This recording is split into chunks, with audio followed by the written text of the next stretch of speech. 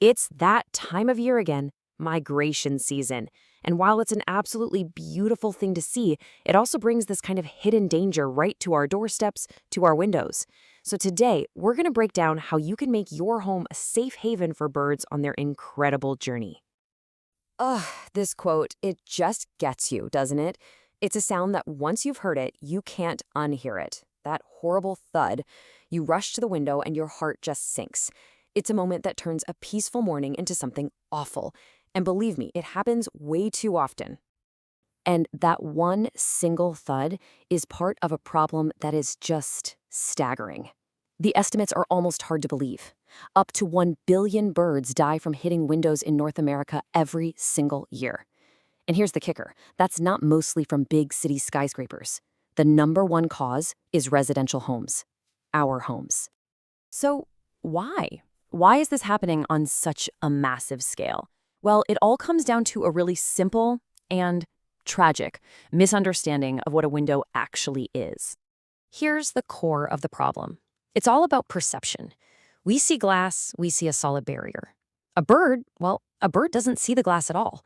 It sees a perfect reflection of the sky, of the trees, and it thinks it has a clear path to fly right through. To them, your window looks like more habitat, more open air. It's a fatal illusion. And the fall season, it's like the perfect storm for this danger. First, you've got these huge numbers of birds on the move, and a lot of them are young birds on their very first migration. They just haven't learned to be wary of our houses yet.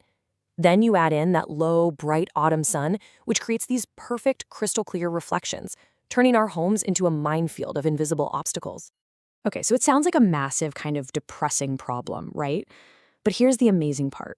The solution is actually surprisingly simple. It really all comes down to one core principle, one little secret that can change absolutely everything. This is it. If you remember one thing from all of this, let it be the 2x2 rule. See, birds won't try to fly through a gap that looks too small for them.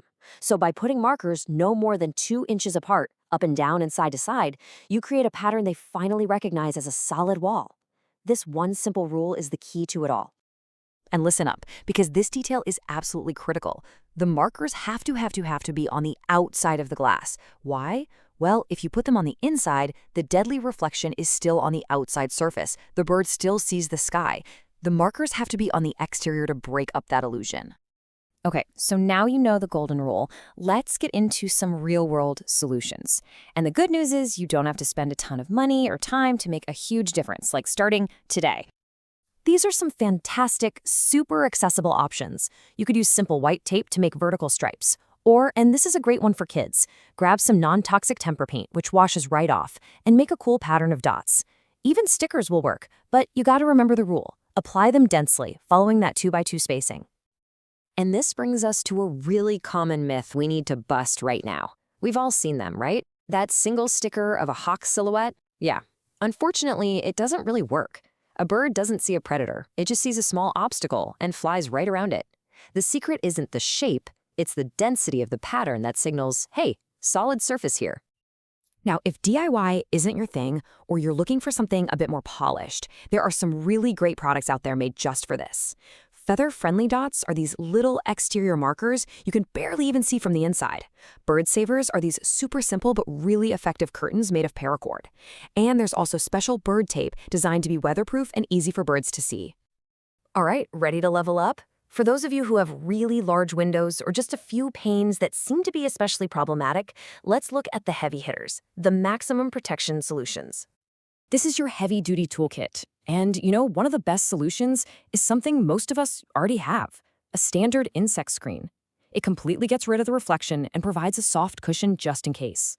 You can also use netting, stretched a few inches from the glass. And even exterior shades, if you just pull them down during those peak morning hours, can stop reflections cold. Oh, and here's a fantastic pro tip that has nothing to do with stuff on your windows. It's all about where you place your bird feeders.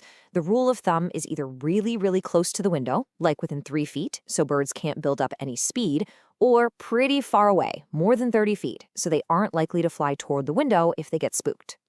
So we have the knowledge, we have the tools. Now it's about putting it all into practice with a clear, simple plan of action for this migration season. Think of this as your seasonal checklist. During September and October, make a point to walk around your house in the early morning. That's when the reflections are usually the strongest. Figure out which windows are the worst offenders.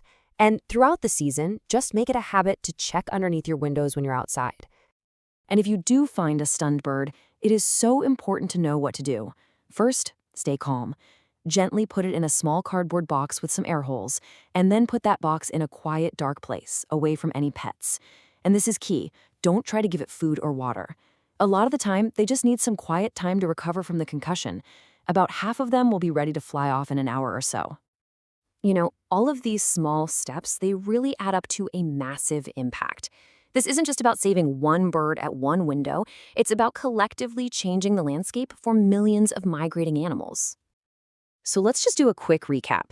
The big takeaways. 1. Markers go on the outside. 2. The 2x2 rule is your best friend. 3. Be extra vigilant during migration season. And 4. For those really tough windows, a physical barrier like a screen is your absolute best bet.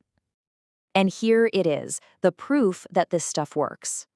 Let's go back to that person whose story we started with. They didn't do their whole house at once, they just started with their 2 worst windows. And the result? It was immediate. And 3 years later, it was perfect. 0 strikes. No more thuds. This is one of the most direct, most effective conservation actions any of us can take. It's not some abstract idea. It's tangible. It happens right where we live. So the question is, are you ready to be part of the solution? And look, you don't have to do everything all at once. Just like in that story, pick one window. Start with your worst one. Give it a try. The warblers and the thrushes and all the sparrows flying thousands of miles, they'll thank you for giving them safe passage.